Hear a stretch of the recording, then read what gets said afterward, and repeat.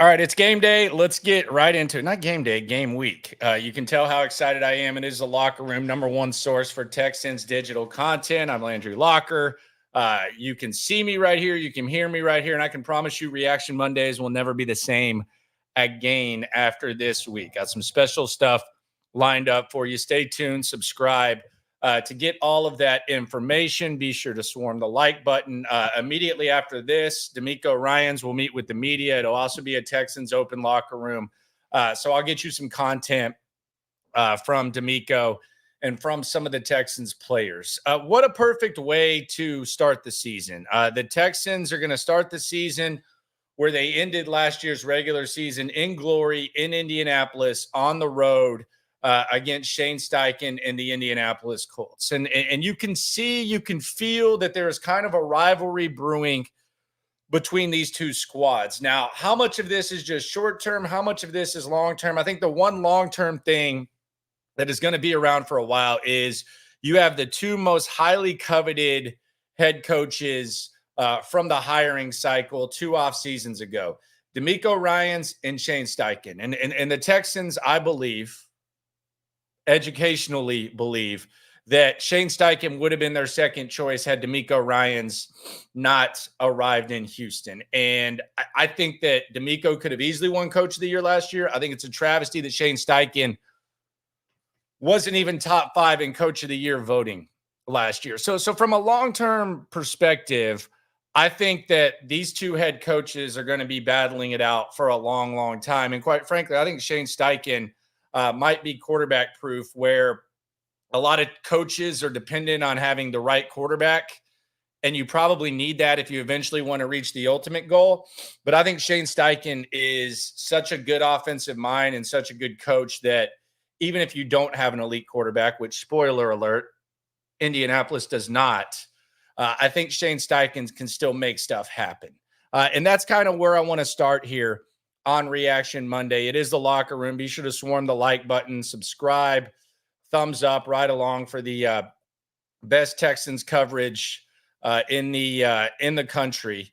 We might actually make a bet. And shout out to my friends at BetUS for sponsoring this video. BetUS, I came down to earth a little bit this week when it came to the gambling. I got the over on Sunday. Don't feel awesome about that. But we might make a wager. And if you want to get in the game, you can get 125% bonus on your first 3 deposits up to $2,000. A lot of guys said that they got in the game, BetUS, a lot of props, all that. Do that. The link is in the description, and the link is at the top of the comments pin. So shout out to BetUS for sponsoring us and getting this thing started off the right way. I want to talk about this this quarterback situation with the Texans. And I think there's 3 layers to the quarterback situation when it comes to CJ Stroud and the rest of the AFC South. I think there's 3 layers and 3 questions that will be answered over the course of this season in the fluid process known as the NFL, the year-to-year league and all that. And what's true today might not be true tomorrow. And there's all types of overreactions. But as we sit right now, after a 1-year sample size, CJ Stroud is looking to get on the elite level of quarterbacks. I think that's fair to say. You look at the MVP odds, he's top 4 there. There's talk about him, getting up there with Josh Allen, Mahomes, Lamar Jackson. That's what CJ Stroud, 1 year in, and again, not sitting here guaranteeing anything, saying that's going to happen, but 1 year in, that's what CJ Stroud is looking to do. He's looking to get on the elite level. A lot of reason for optimism. Perhaps maybe he comes down to earth. I don't think it's going to be because teams have film on him, but that's what CJ Stroud is trying to do. So that's number one when it comes to the quarterback situation. And we connect it to the Texans Colts on Sunday, and we connect it to the Texans in their division. The next question, and the next thing that is trying to it's that other teams are trying to have happen in year 2 of the CJ Stroud era, is 2 other rookie quarterback or second-year quarterbacks in this division from CJ Stroud's rookie class They're looking to get on Stroud's level. And I'm talking about Anthony Richardson and Will Levis. They're looking to get into that tier that's looking to elevate to elite status. They're not there yet. Anthony Richardson, quite frankly, can't stay healthy. He's never really looked elite over a long stretch of time going back to college. So there's that. Will Levis slid in the draft for a reason. He's got a new coach. There's skepticism about those two guys being able to do that, but that's what they're trying to do. I'm not going to completely dismiss it yet, but that's the other level. CJ Stroud is here. He's trying to get here. Will Levis and AR-15 are down here. They're trying to get up here. The next one, and this is kind of the forgotten guy, and maybe it's because we have a large body of work, but Trevor Lawrence. What is Trevor Lawrence QB tier? He just got paid like an elite quarterback. I think most people, most NFL fans, they think that was just more of a sign of the market than Trevor Lawrence establishing himself as someone that you feel is going to be an elite quarterback. So where is Trevor Lawrence QB tier? Is it a notch below CJ?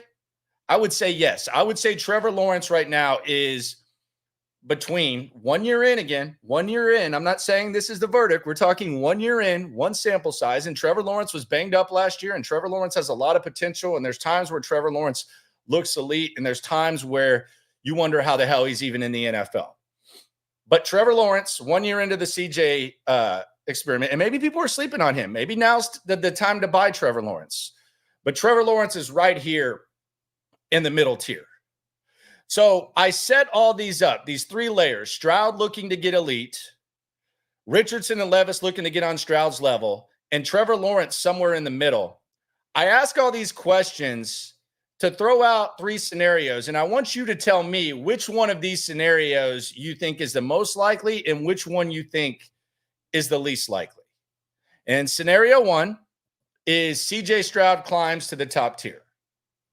Scenario two, Anthony Richardson and Levis join Stroud's class among quarterbacks after the season, regardless of where that is, whether it's taking a step back or whatever. Like, does Stroud take a step back and they take a step up and they're in the same tier? Does Stroud continue to perform and these guys set the world on fire? Scenario two is Anthony Richardson and Levis join Stroud class. And scenario three is Trevor Lawrence hops up into CJ Stroud's tier. And he's right there in the same tier of CJ Stroud trying to be great or trying to be elite. Which one of those three scenarios do you think is most likely? Because I actually think it's a tie. I'm not ready to sit here and say CJ Stroud after this season is going to be in the Patrick Mahomes, Josh Allen, Lamar Jackson class. I'm not dismissing it. I think there's a big possibility. I think that eventually he can get there, but there are some sort of growing pains. But I think that I'm not dismissing that. CJ Stroud climbing into the top tier. Anthony Richardson and Will Levis joining CJ Stroud's class, I'm dismissing that. I don't think these guys are on that level. Anthony Richardson can't stay healthy. He's not accurate. And that's really all you need to know about him. He was drafted for potential. Will Levis, there's a reason that Tennessee, with their quarterback need, there's a reason they passed on him with their first round pick. They kind of settled for him. It's kind of a blessing. Now, the Texans, CJ Stroud, by most accounts, wasn't their first choice, so sometimes you can luck into things. But the Tennessee Titans didn't believe. Most teams didn't believe. I think every team in the NFL passed on Will Levis. So I'm not buying into the Will Levis hype. So I'm dismissing scenario two. Scenario two, I am going to dismiss that. I'm going to cut that scenario. We're in here talking about practice. Dismissed. We're talking about practice. Scenario three, Lawrence hops into the Stroud tier. I'm not dismissing that. I know Trevor Lawrence is an easy target. I know he's polarizing, but I'm not completely dismissing that. I look at Trevor Lawrence and I think that he's very tough. I don't think anyone can take that away from him. He battled his ass off last year. He's got talent, and Trevor Lawrence being a second-tier quarterback, stranger things have happened. So I'm not dismissing that. So I would say scenario 1 and 3 would be the most likely, with Stroud either climbing in the top tier or Lawrence hopping into Stroud's tier and having a really, really good season. I'm dismissing the possibility of Anthony Richardson and Will Levis. And quite frankly, I think the Anthony Richardson thing is interesting. He played 4 games last year, and he ended up getting injured, and it should have been a surprise to no one. Heading into the draft, there was talk about Bryce Young's durability. Bryce Young's durability. Man, this guy can't stay healthy. He's tiny. Bryce Young. Bryce Young missed 1 game in college. Regardless of how you feel about it, he missed 1 game in college. Anthony Richardson had a knee surgery. He had a concussion, and he hurt himself dancing. Now, a lot of people don't remember the dancing thing, but Damen Pierce, running back for the Houston Texans, we'll hear from him in a second. Cody Stutes asked him about Anthony Richardson hurting himself dancing, and some guys just find ways to get hurt. Damen Pierce was pretty funny on it. We'll hear that in a second. Shout out to Cody Stutes. Be sure to subscribe to his channel as well. 2 best resources for Texans digital content, and there's going to be a lot more pairing starting next week. So if you're a fan of mine, you're a fan of Stutes, you're a fan of us collaborating, there's going to be something big going down next week. Shout out to Dietology for the super chat.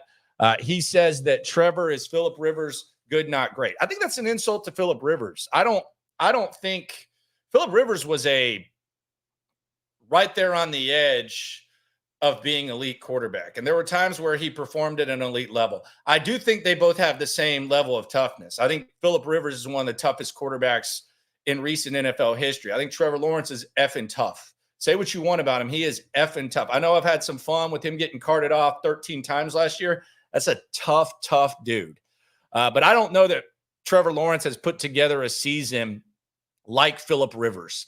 And if he does, I think Jacksonville, they got to be feeling pretty good about the investment. Like, you might have never said Phillip Rivers was one of the best quarterbacks or the best quarterback in the NFL. But if Trevor Lawrence performs at that level, that would be good. So I think that's actually kind of an insult to him. But I appreciate the super Dietology. Young Costa, shout out to you. Most likely scenario is everyone subscribes and swarms the like button. Thank you very much, man. There you go. He paid me to tell y'all what to do for me. Shout out to Young Costa. That's football season right there. That's Labor Day. For sure. Stutes and LL simulcast. I'm here for all of them. Be on the lookout, man. Got some stuff popping. A lot of you love that. McClain will come in every once in a while. I don't like to overwork McClain, but McClain will be in every once in a while. So I mentioned Anthony Richardson being injured, dancing. Here's Damen Pierce, who was at Florida with him, talking about that. Some guys just find ways to get hurt. Here's Damen Pierce with Cody Stutes talking about that. Now, he's talked about it, laughed about it since then, but I think there was a time where maybe he cleared concussion protocol, and then on a Friday, he got hurt dancing. Do you remember that moment from That's Anthony's his personality, season? Bro. Like, who get hurt dancing, bro? How you pull a hamstring dancing, bro? I think, you know what a pin drop is? Yeah, you know what a pin drop is? And he came up, tweet that. But that's it, man.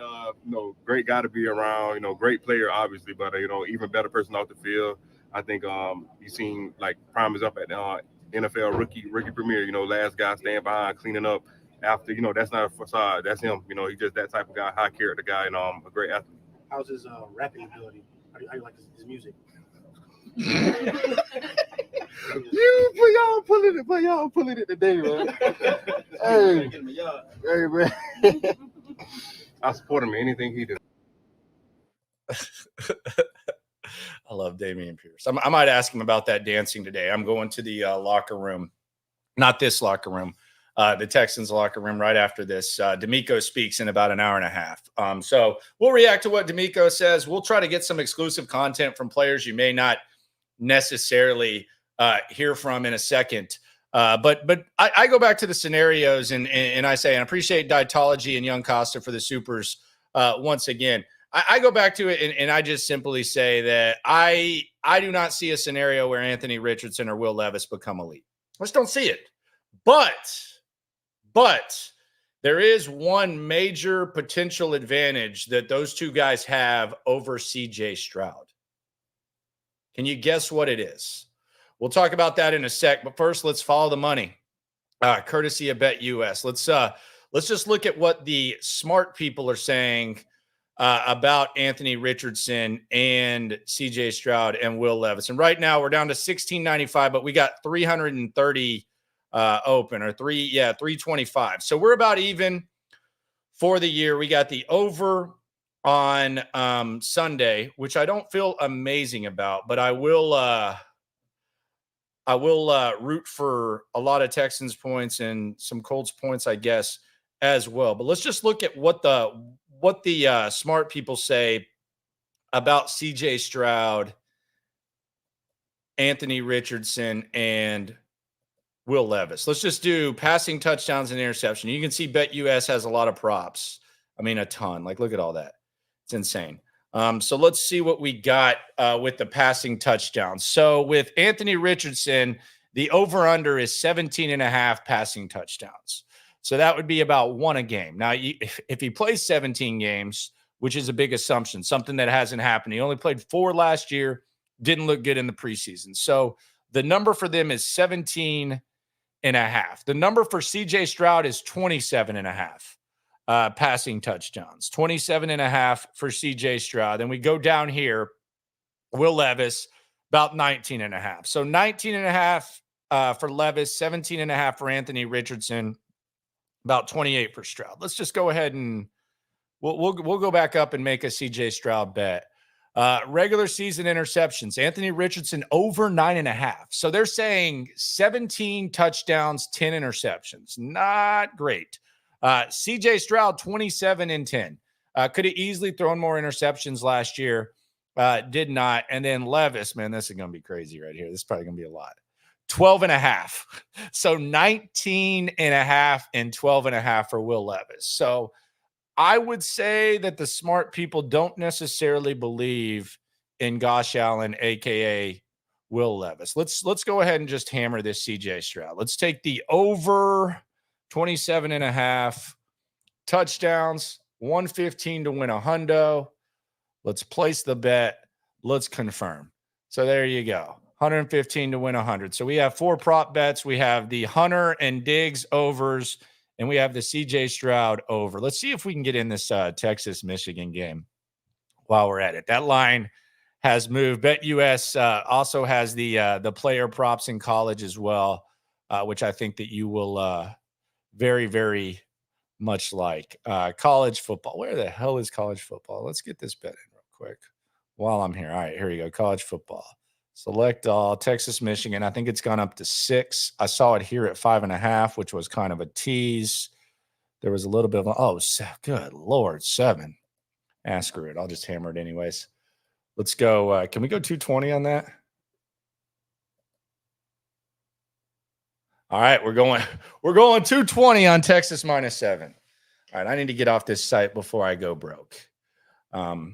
Appreciate y'all for coming through, though. Shout out to BetUS for sponsoring CJ Stroud over 27.5. Just put 300 in, and there we go. Appreciate y'all for being here. So what is the advantage that Will Levis and Anthony Richardson could potentially have over CJ Stroud? It's something that we go back to, and we have to go back about 2 years or about a little over a year, almost a year and a half. And it could be something that reemerges in a concern that many people had. And that's that the head coaches, Callahan in Tennessee, who we don't know a damn thing about, and Shane Steichen in Indianapolis, who we have a lot of respect for, at least I have a lot of respect for as an offensive guy. Those guys are offensive-minded head coaches. Now, I don't think that this matters as much, but even if D'Amico Ryan is laying out a nice philosophy and he's putting together a pipeline where maybe Bobby Slowick passes it off to Gerard Johnson, who passes it to Case Keenum, and we've seen Kyle Shanahan be able to make do here, but Kyle Shanahan's an offensive guy as well, like as you lose coaches. Those quarterbacks, Anthony Richardson and Will Levis, like if they are good, they're going to have their offensive-minded coach for the duration of their career. CJ Stroud and Bobby Slowick have a really good relationship. Chances are that they're going to part ways, whether it's next year, whether it's the year after, whether it's the year after that, and you're going to have to figure something out. So that is the one advantage. Like when we're talking about quarterback development, and hell, let's say Bobby Slowick is God's gift to coaches, and CJ Stroud has an MVP caliber season this year, and Bobby Slowick leaves, you could potentially take a step back because you're having to start over. Now, you're not going to be learning a new system, but if Bobby Slowick, and it's an if Bobby Slowick is God's gift to offensive coaches, then you basically have to regroup. And you're going to have to regroup in some form once you lose a coordinator anyways. Now, it can be a smoother transition. You can feel good about the guy replacing him. But the reality is, if Will Levis and Anthony Richardson, if they perform at a high level, they're going to have that guy. Now, Tom Brady had a lot of coordinators. There's a lot of guys who've had success with a lot of coordinators, but that could potentially be an advantage. I think in a perfect world, you would like to have the same guy calling plays, especially if you're playing at a good level. And, I mean, if you ask D'Amico Ryans, would you like Bobby Slowick to be here forever? He would probably say, yeah. It's probably not going to be the case. So that is the one advantage that Levis and Anthony Richardson do have over CJ, but there are a couple of questions when it comes to these quarterbacks that I think, Anthony Richardson is not Kawhi Leonard. Kawhi Leonard was a finals MVP and one of the best players in the league. I think there's a big difference. Like we've called Will Levis, Phillip Rivers, and we've called Anthony Richardson Kawhi Leonard. He ain't Kawhi. Kawhi earned a max contract. So I would disagree with that. That's a lot of respect for Anthony Richardson. Hell of a lot of respect. I think he's Greg Oden at this point. H-Town TD 2000 with the super. Appreciate you, my friend. Houston Texans football season incoming. Stutes and LL collaboration coming. Future looks bright. It's going down. It's going down. It's not just going to be a one-time thing either. So be on the lookout for that. We're going to be at least 1,000 deep at postgame. Postgame show on this channel, best in the country. Not even a close second. Best in the country. We hear from the coaches. We react. We lay out all the talking points. Everything you need from the Texans POV. No porn. No porn. Texans 7 wins. Always hard during sophomore year. Is it always hard during sophomore year? What is that based on? That would be my question. Like, what is it based on? I hear this a lot. You know, they're going to have film on CJ, sophomore slump, all that. Does it get harder or does it get easier? Obviously the schedule, you don't have the same routine. You have tougher opponents, bullseye on chest. I don't really buy into all that. But what is this based on? I don't know if it's always harder sophomore year. I don't know if that's the case. It's said, and when it happens, people say, see, sophomore slump. See, sophomore slump. I don't know about that, man. I don't know about that. I think it's just kind of something that people say, and then they use it as like some sort of reason and some sort of validation whenever it doesn't go down. Indianapolis versus Texans factors. That's going to come out either today at 10:30, depending on what happens in the locker room, the Texans locker room and D'Amico Ryans, or it's going to come out tomorrow morning. As the content continues. But there are a couple of questions with these quarterbacks. And we laid out the scenarios. I want you to tell me in the comments which scenario you think is most likely. CJ Stroud becomes elite. Anthony Richardson and or Will Levis join the same QB tier as CJ Stroud, or Trevor Lawrence and CJ Stroud are neck and neck after this season. 1 or 3 I can see. I can't see Anthony Richardson. I can't see Will Levis figuring stuff out. Now, I could see Shane Steichen creating a poor man's version of what he did with Jalen Hurts in Philadelphia. I could see that because I think I respect Shane Steichen that much to where I think he's quarterback proof. But I don't see a situation where we're sitting here saying, man, that Anthony Richardson's elite. He's not Lamar Jackson. He's LaFar Jackson. Will Levis isn't Josh Allen. He's Gosh Allen. So you got Gosh Allen and LaFar Jackson trying to get on CJ Stroud's level. I just don't see that. Trevor Lawrence, much respect to you, though. I know you're an easy target. I'm sure that I'll kick you in the junk and talk crap about you at some point, man, you are a tough son of a bitch. And I got the utmost respect for you. Way more than LaFar Jackson and Gosh Allen. I can promise you that. But there are questions when it comes to this scenario and this situation, this quarterback situation in the NFL. Number one is, can AR play in multiple ways? Like, can Anthony Richardson be consistent throughout the course of a season? It's never happened. It hasn't happened since he's been on our radar. I didn't watch him in high school. I'm sure it was pretty easy for him. But going back to Florida, it's never happened. Now, when he's been on the field, there's been flashes. There's all this potential. He does stuff that nobody else can do. He's an elite athlete. But sometimes he can't do the simple stuff. See the completion percentage in college. See last season, really. There were highs and there were lows. It was 4 games. And that's the other thing. Can he play? It's multiple ways. It's, can he be consistent when he's actually on the field? Can he actually stay on the field? He hurt himself dancing, guys. Like, he went out on a Friday night to a college night after clearing concussion protocol and hurt himself dancing. He had a concussion. He had a knee surgery. Now he's got a shoulder. Some guys get hurt. And I think people were looking at Bryce Young, and because they saw how little Bryce Young was, they saw this massive-ass human being, and they immediately said to themselves, wow, that guy's little. He's going to get hurt playing football. This guy's huge. You don't have to worry about that. There's a lot more of a there's a lot more target. There's a lot more possibility to get injured. So can he play in multiple ways? That's a question. He's got the coach that's going to put him in the right situation, but can he play? Do they even go as far last year without Gardner Minshew? I don't know whether that's I don't know whether that's a possibility or not. I think he could have figured some stuff out. Our teams could have figured some stuff out against him. Next question.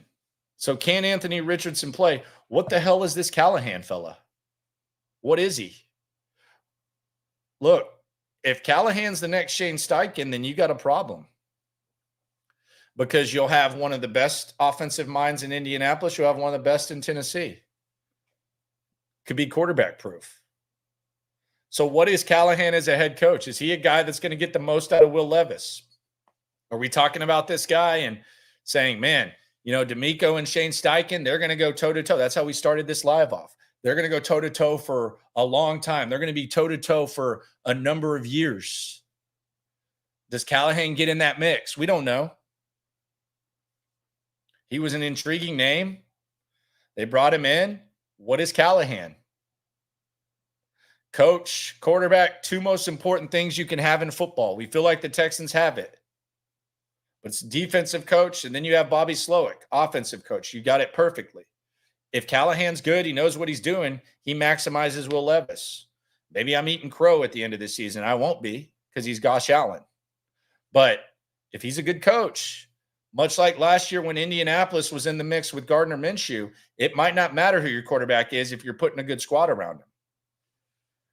Tennessee went all in this offseason. Now, it did seem like they kind of had an identity crisis. They didn't know what the hell they were doing or which direction they were going. Are you rebuilding? Or are you going all in? I couldn't follow. It was hard to follow. But if Snead ends up being nice, if Ridley ends up being nice, Tony Pollard, let's say Tony Pollard goes back to what he was early on in Dallas. I love their D-line with Simmons and Sweat. I think it's gonna be you're gonna have to buckle up the chin strap, lunch pail type of atmosphere. But it's gonna come down to this coach. Can this coach maximize the offense? We don't know. We'll see. We were pretty confident in Shane Steichen. I don't know a damn thing about this guy. What is Trevor Lawrence QB tier? Another question. What tier is he? Where is he? People are sleeping on him. Where's he at? I think he's got a much better chance at joining CJ than these other 2 guys. Where's he at? Those are the questions that you ask about this this quarterback situation, but it's going to be really, really interesting to see how this whole thing goes. Really, really interesting how this thing goes. In the comments, appreciate everyone for coming through. I'm going to go ahead and put Isaac in timeout. We don't want your predictions, man. Say go gamble or something like that. BetUS is the place to go for that. Don't need you laying out like full stats. This is a interactive type of situation. You can go do something there. Isaac, you're out. Sorry, buddy. Go put your nose in the corner. We'll see you back next week, my friend. Yeah, we don't need your predictions, bud. Go call your buddy. Call your buddy. Hey, buddy. This is my prediction for the season. Don't care, Isaac. Do not care one bit. Shane Steichen. I know that we're haters sometimes, and sometimes when you're supporting a squad, maybe I'm speaking for me. I don't want to lump y'all in. But can we admit this? No, I know a lot of you are Texans fans. Can we at least admit this? Because we're bagging on quarterbacks. We're bagging on AR-15, a.k.a. LaFar Jackson. We're bagging on Will Levis, a.k.a. Gosh Allen. But I'm not a hater. When someone deserves respect, I'll give them respect. And I think we all need to do this, and we all need to admit this. And I hope all of you are big enough to do this. And I just want you to repeat after me. We love D'Amico, right? But Shane Steichen's underrated. Can y'all admit that? He was number 2 on the Texans list. Have this on pretty good authority. He was number 2 on the Texans list. But can we all admit Shane Steichen is underrated? Utmost respect for Shane Steichen. Should have been top 5 in Coach of the Year voting last year. Should have been. Was a drop pass away from perhaps making the playoffs with Minshew Mania. Of all the things in the AFC South that I fear, Shane Steichen's at the top of the list. He's at the top of the list. I would say, like, we're just looking like short term, what do you fear in the AFC South? Like, in no particular order. I fear Jonathan Taylor. Whew. Scary guy. Scary guy. We saw him last time we saw him, he was pretty effing good. So I fear Jonathan Taylor. I fear Shane Steichen. I kind of fear Jacksonville's front 7. I think it's a very underrated front 7. We don't know what Armstead's going to be, but I do feel like now if they would have drafted Aiden Hutchinson instead of Travon Walker, I don't even like thinking about that. A lot of things would have changed around here. But I fear that. I fear Tennessee's D-line a little bit. That interior, Jeffrey Simmons terrifies me, and Sweat, if he's clogging up room, he terrifies me. But those would be my fears in the AFC South. Taylor, Steichen, Jags front 7, and Titans D tackles. Those would be like my biggest fears. The skill positions, not great. I actually kind of fear Adonai Mitchell with the Colts too. I think Shane Steichen might find ways to get him loose. Look out for him in the slot this Sunday against the Texans. They might find Petrie. They might be seeking out one of those nickel backs or Petrie. Adonai Mitchell. There are going to be teams regretting getting rid of or not drafting Adonai Mitchell. But yeah, those are my fears. But yeah, if you refuse to give Shane Steichen props to you, because that's what it's all about. You got to be a little bit stubborn to be a sports fan. There's no right way to fan. There's no right way to fan. There's no wrong way to fan at all. I am very, very scared of Mo City Mitch, Adonai Mitchell. Very scared of him. A lot of respect for that guy.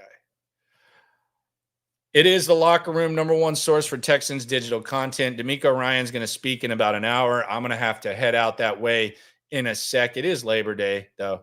You don't take Labor Day off in this business.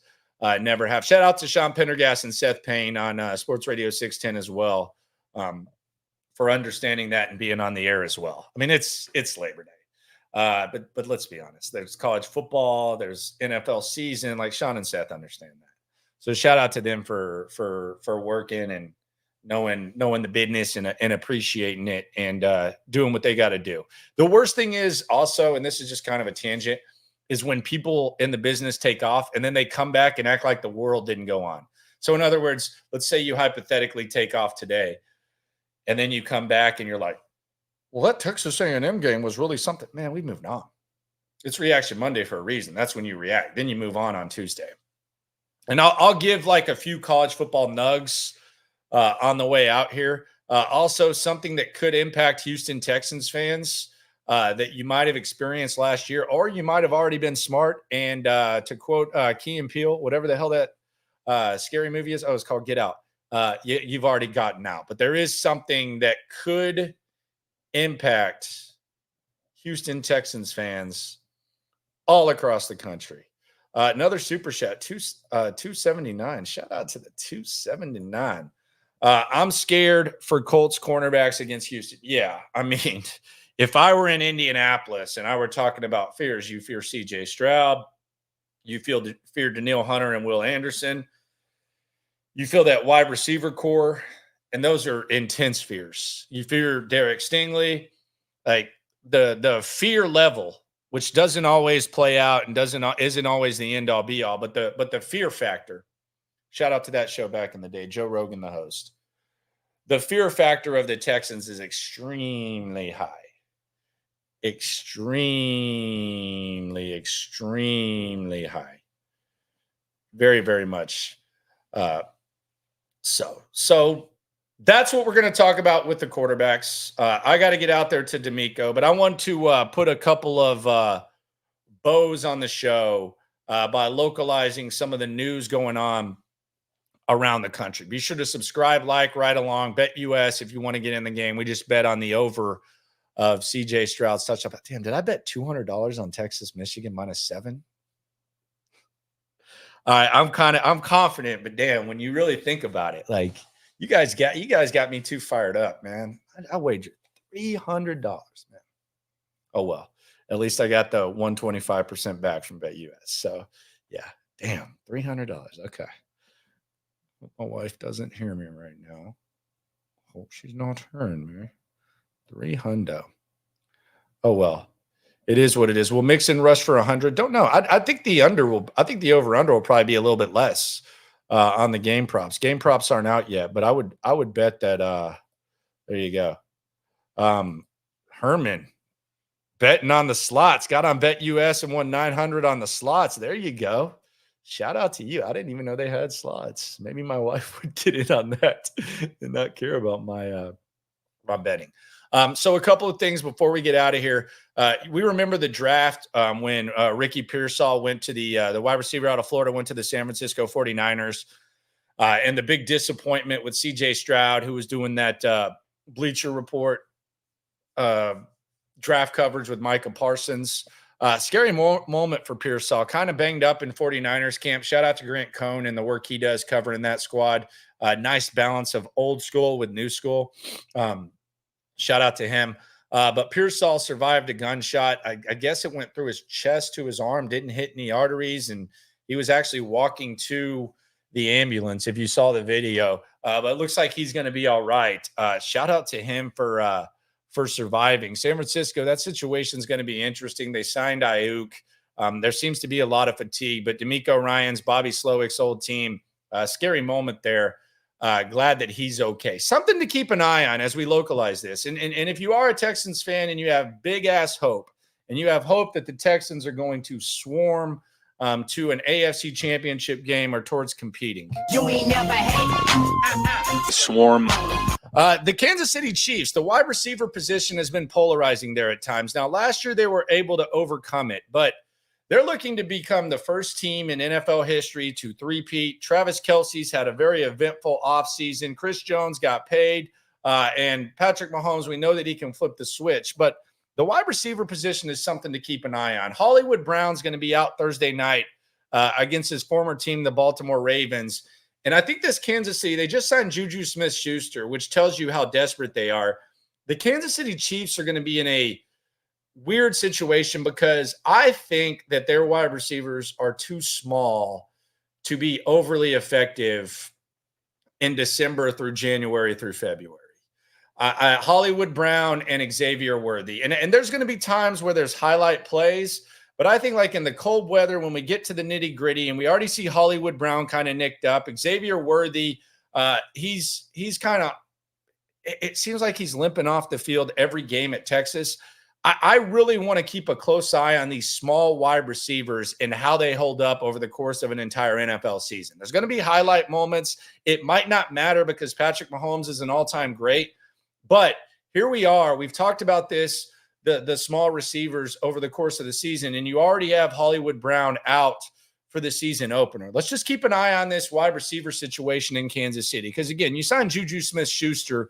You're obviously a little bit desperate. And if the Texans are looking to knock off the Chiefs, which they are, and they play in late December in Kansas City, keep an eye on those receivers and how they're going to hold up.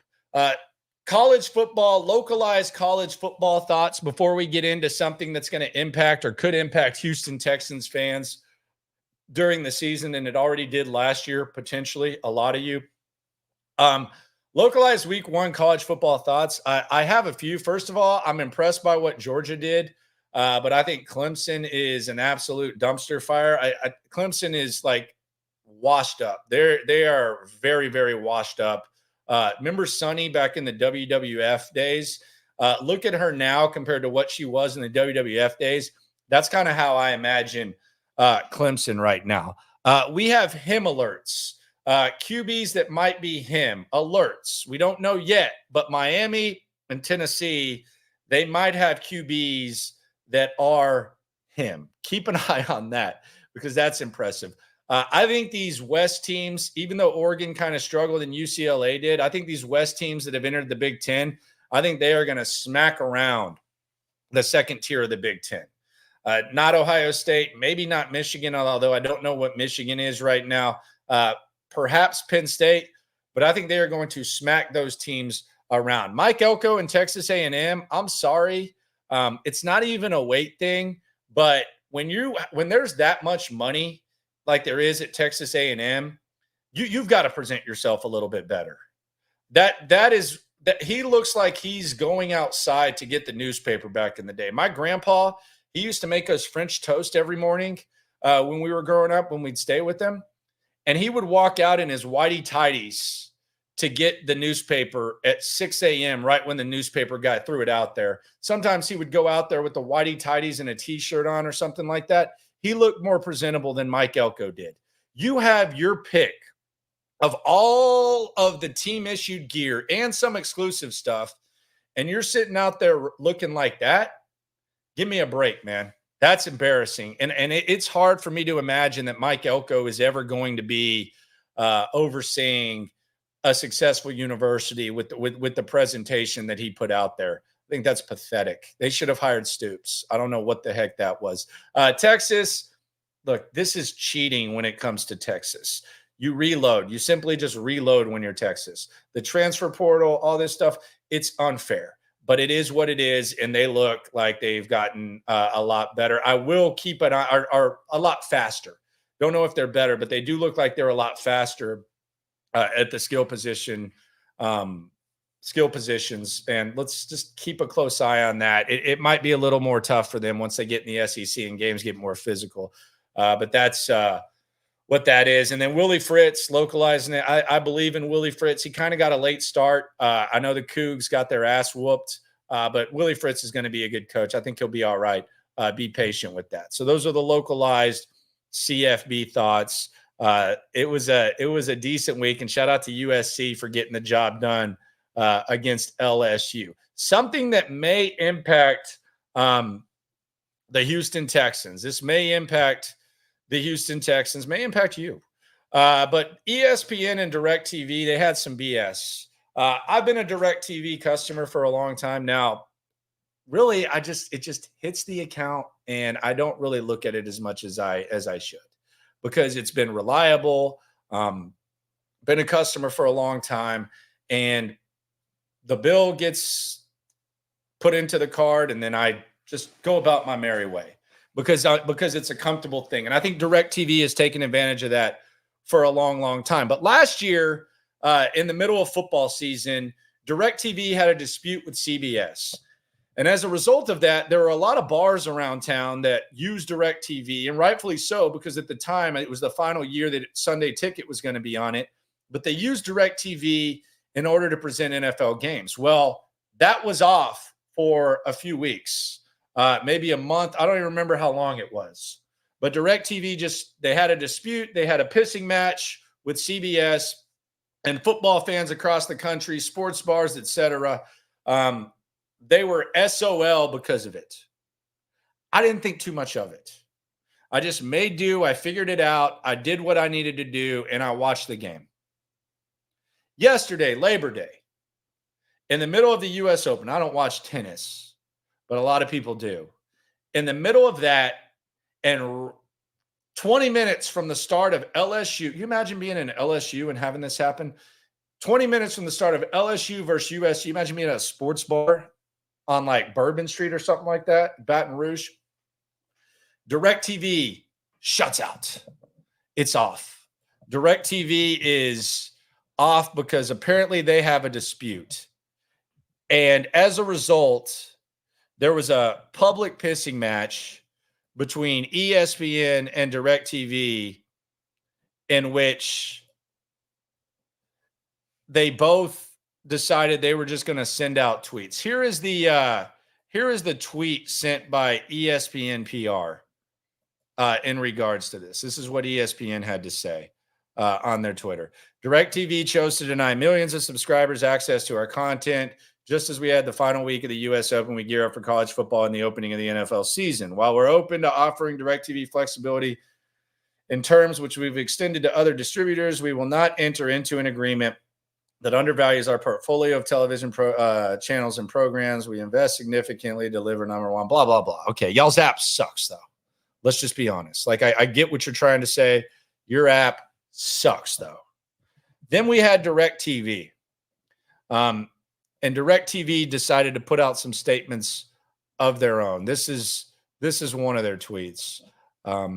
It says, just hours before Disney pulled its programming from millions of DirecTV customers, they demanded that to reach any licensing agreement to extend access to its programming, DirecTV must agree to waive all claims that Disney's behavior is anti-competitive. Who cares? Like, what person is sitting there at home paying twice as much for DirecTV as YouTube TV? By the way, YouTube TV, I am a new customer. I canceled my DirecTV this morning. But who is sitting there as DirecTV is charging more and saying, you know what? I might not be able to watch the prime college football game, and when Monday Night Football comes on and I can't watch Monday Night Football, or I can't watch the highlights or anything else or prime college football games. At least I know DirecTV really stuck it to ESPN. Who cares? You might say it's a monopoly, but who really cares? And the people are impacted. Look, I get that sports are expensive. That pissing match, man. If you're DirecTV, YouTube TV, pretty easy. Streaming has taken over. DirecTV has a stream too, just a little expensive. I think I don't know what they're relying on. I called them and they said $20 off. Shout out to YouTube TV. YouTube TV. Yeah, I'm behind the game. I've got a YouTube channel, big customer. YouTube TV was very smooth. It's cheaper. And there's no pissing matches. Like the one last year, I was like, okay, all right, Texans, Titans, I got to go to the bar. I got to drink 6 tall beers, eat wings, little more expensive because it was on the road. And then I got to come home and stream. It's cool. But now this, bye-bye. Shout out to YouTube TV. Thank you for all you do. Thank y'all for all you do. D'Amico Ryan's less than an hour away. I am going to ask D'Amico questions. I'm going to ask players in the locker room questions, not this locker room, that locker room. No days off. Labor Day, you got to, if you're in this business and you ain't working on Labor Day, I don't know what the hell's wrong with you, especially around here. There's exciting times around college football. And if you go to work tomorrow, just move on. Don't need to relive what's already happened. Subscribe, like, ride along, swarm the like button, swarm it. You ain't never hate. Swarm. And always remember, when it comes to this Texan stuff, we're all in it together. Side note, BetUS, 125% bonus, up to $2,000. First 3 deposits. Get in the game like I did. Little nervous about that $200 wager I just made, but you know what? Screw it. Got to show that confidence. Talk to y'all later tonight, 10:30, maybe even before that, throughout the week. Be on the lookout for the big announcement regarding myself and Cody Stutes. Always remember, when it comes to this Texan stuff, we're all in it together. Reaction Monday, baby. Have a good Labor Day. Yeah, it's the Locker Room on YouTube. You know what it is. Let's get it. Hey, Locker Room. Yeah, we in the locker room. Texas talk. Yeah, you know what we about to do. Localize every angle's what we really do. We the source, we the pulse of the city too. Landlocked, got the game in the headlock. Localize every time, can't stop, won't stop. Yeah, we top 2.